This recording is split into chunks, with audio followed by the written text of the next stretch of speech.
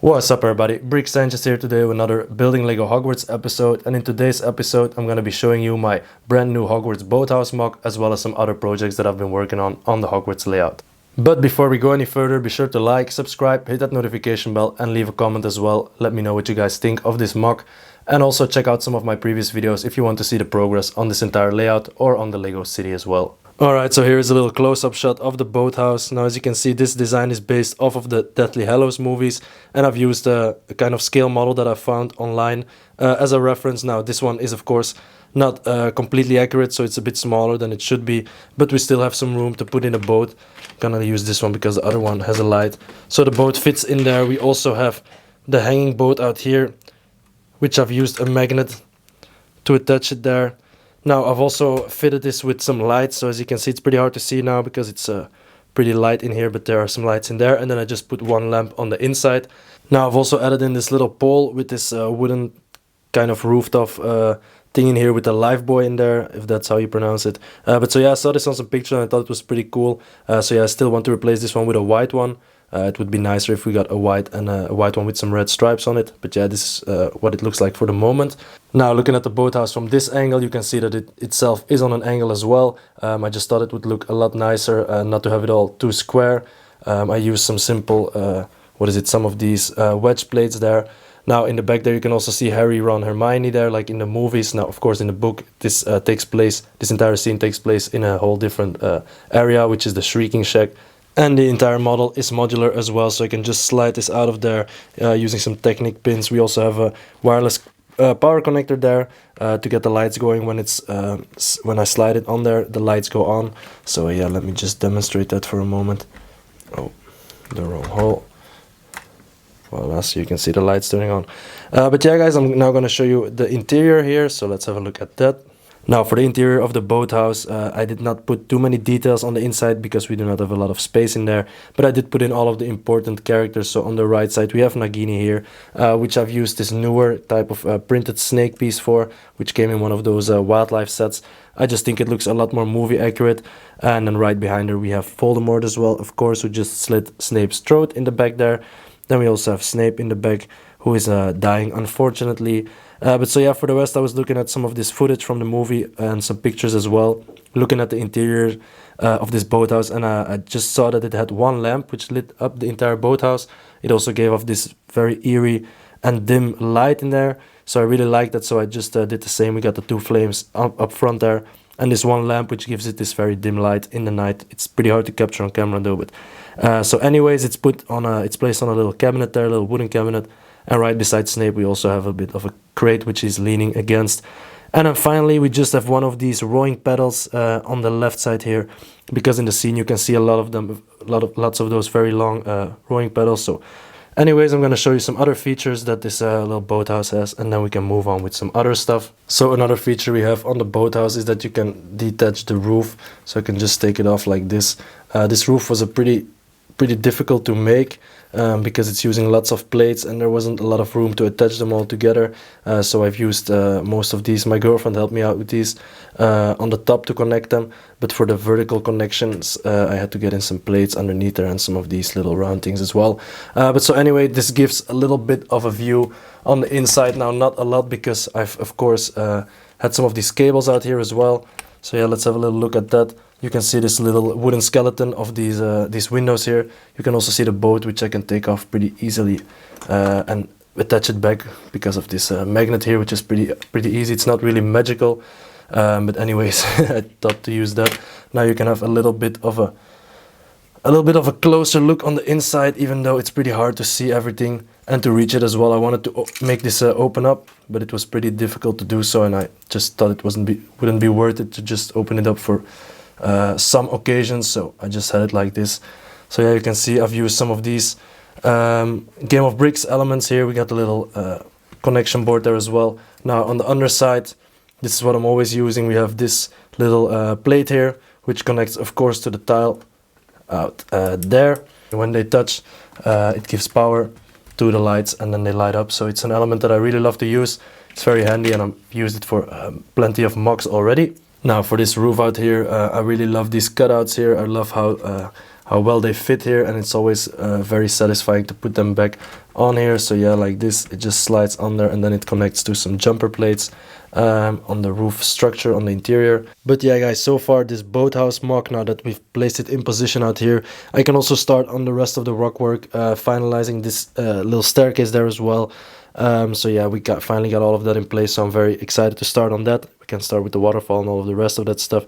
Now I do have some exciting news for the rest of the castle, so let's not hesitate any longer. So I'm going to show you all of that. Alright, so starting off with this viaduct entrance here, I've been working very hard to get some lights in there, also kind of trying to perfect the scenes on the inside, adding in some more details here and there, which involves lots of tearing down and rebuilding, which takes a lot of time, unfortunately. But anyways, we're close to finalizing this this project here, or this part of the project here, so I'm very excited about that. Now, I also have one of the first classrooms in the towers here, so we're gonna have two of them out there. We're gonna have Umbridge's office, and out here I'm gonna give you guys a quick sneak peek of that.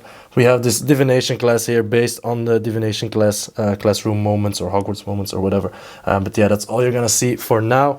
But yeah, anyways, this is probably gonna be the next video. It's gonna be about this viaduct entrance when I finally complete it.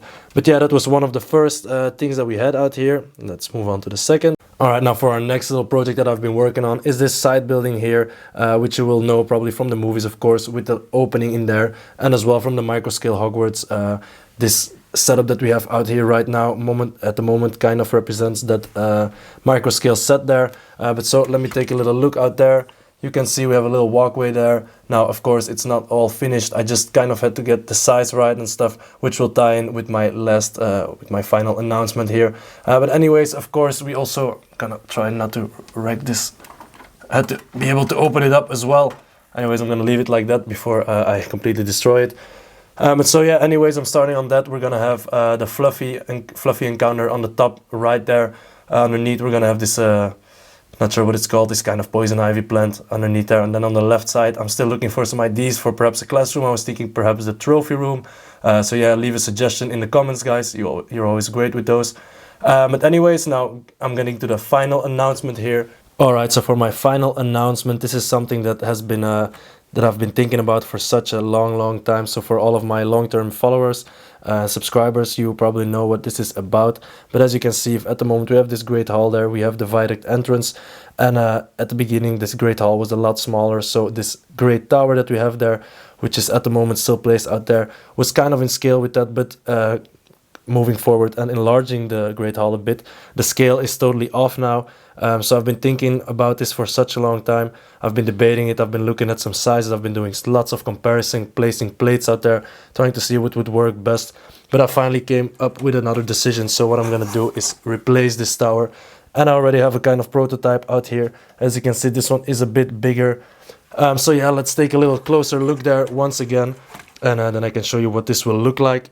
Alright guys, so now we're at the back side of the castle here. As you can see, I'm kind of putting in the foundations there for the future quad building that will arrive here. Now as you can see, this foundation for the tower is pretty weak, as well as that side, the side building there, so that's why I couldn't properly open it up. So, but anyways, this is what I've been talking about, the planning out here, looking at how much space I can use, whatever I can put in the back there still, if I can have the astronomy tower out there still with this new tower.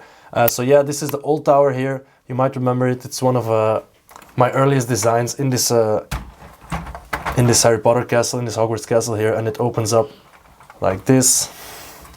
Just gonna show you guys a little quick tour of this. Hope that it doesn't tip over.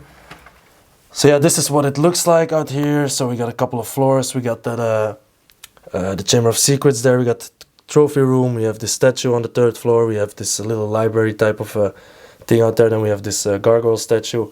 And Dumbledore's office, of course. Now, unfortunately, this scale doesn't really work anymore. This tower is almost as big as one of those, and if you know Hogwarts Castle, you know that the Great Tower is a very thick tower, if I may say it like that. Alright, so now we have a little bit of a sneak peek of what this quad building will look like. Underneath we will have some dungeons there, probably Snape's classroom, and then the Slytherin common room, even though I might put it a bit further in there.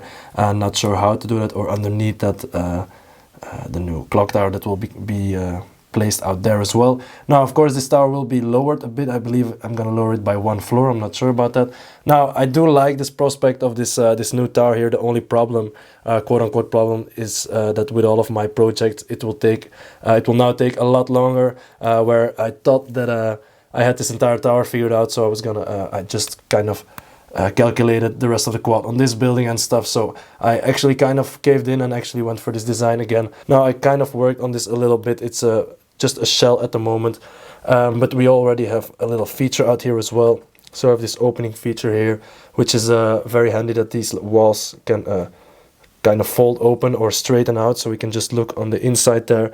I believe it's going to be a lot nicer now. I do have a little bit of a beginning of a moving staircase there, which I would love to place in there, but you can already think of all of the annoying mechanisms and time it will take. But so yeah, I want to thank all of you who have commented on this previous tower that we had here. Apparently lots of you really liked it, so I really appreciate that.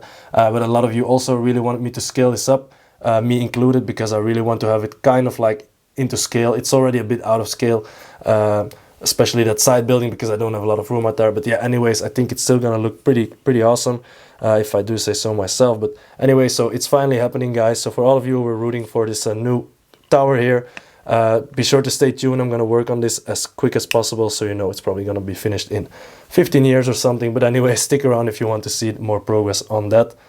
Now, before we end this video, there's just one thing I wanted to discuss, and it's actually a pretty negative thing in my case. So I'm kind of pissed off at Lego for this, because I was expecting this this 470 euro set that was gonna come out in 2022 to be the Gringotts Bank, of course, as many others really wanted to, I think, because Diagon Alley was such a popular set. It would be really ridiculous not to expand on it. But yeah, anyways, I guess we're gonna have to wait another year. But for me personally, it's really a kind of lose-lose situation, because I've just modified my entire train, the Hogwarts train, so I kind of doubled it up, added another wagon and stuff. I had some lights in there, I put in the Fort Anglia up front, and so now Lego is coming out with this 480 euro or 470 euro set, kind of like a UCS, I guess, Hogwarts Express, and then with a station as well. So I just started building a station in the back there as well. So for me, it's really a lose-lose. Now, the thing what I'm wondering is, this train's probably going to be a lot longer. For all of that money, I think they're probably gonna have lots of wagons. I hope like 4 or 5 at least.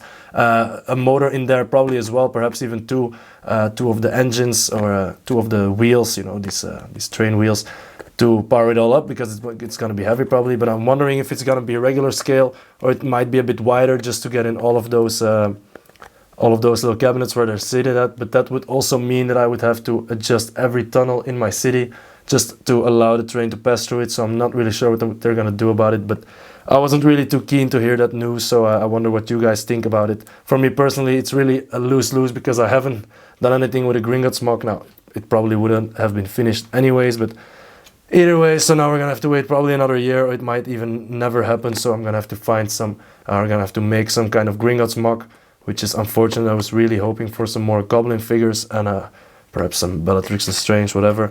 But yeah, anyways, guys, that's kind of what I had to say about that new set.